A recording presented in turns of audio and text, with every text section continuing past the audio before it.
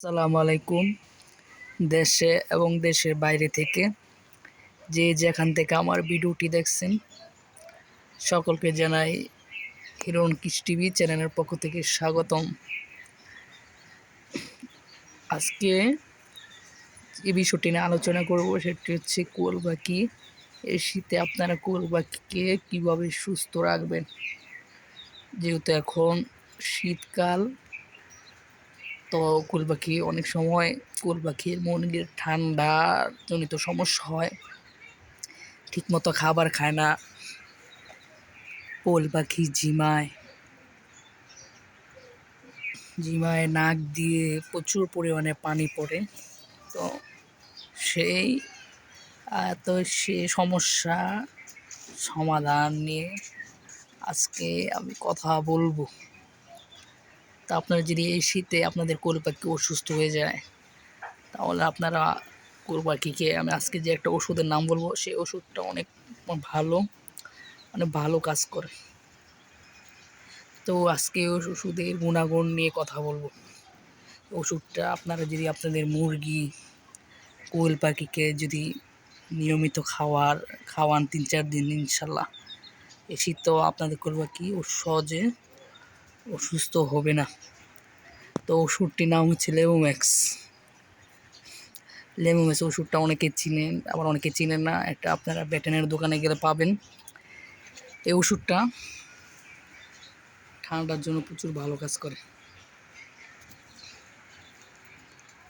তো ওষুধটা আপনারা পোলট্রি বা ভেটেরিনারি দোকানে গেলে পাবেন। এটা 1 মিলি 1 লিটার পানিতে 3-4 দিন খাওয়ালে ইনশাল্লাহ আপনাদের কোয়েল পাখি সুস্থ হবে না সহজে।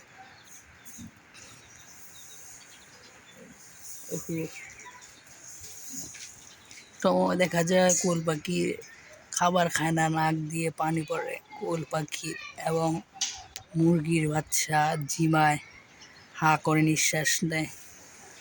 তো আপনারা এই সমস্যার সম্মুখীন হলে আপনারা লেমোম্যাক্স ওষুধটা খাওয়াতে পারেন।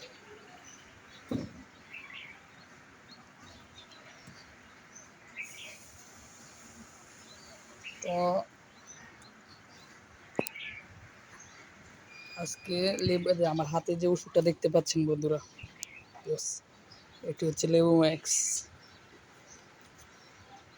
10 ml এর লেমোম্যাক্স। এটা বাজারে আমি 70 টাকা দিয়ে কিনছি। দেখেন এখানে মূল্য দেওয়া আছে 70 টাকা, শুধুমাত্র পানি হিসেবে ব্যবহার্য। এই ওষুধটা অনেক ভালো কাজ করে। এটা আপনাদের মুরগি, কোয়েল পাখি, হাঁস, কবুতর, গবাদি পশুকে আপনারা ব্যবহার করতে পারেন। এটা মূলত ঠান্ডার জন্য ভালো কাজ করে। ঠান্ডার জন্য তো বা নিবু ফ্লক্সাসিন বা যে কোনো ব্যবহার, এটা আপনারা কীভাবে ব্যবহার করবেন দেখেন ওষুধের প্যাকেটে এখানে দেওয়া আছে।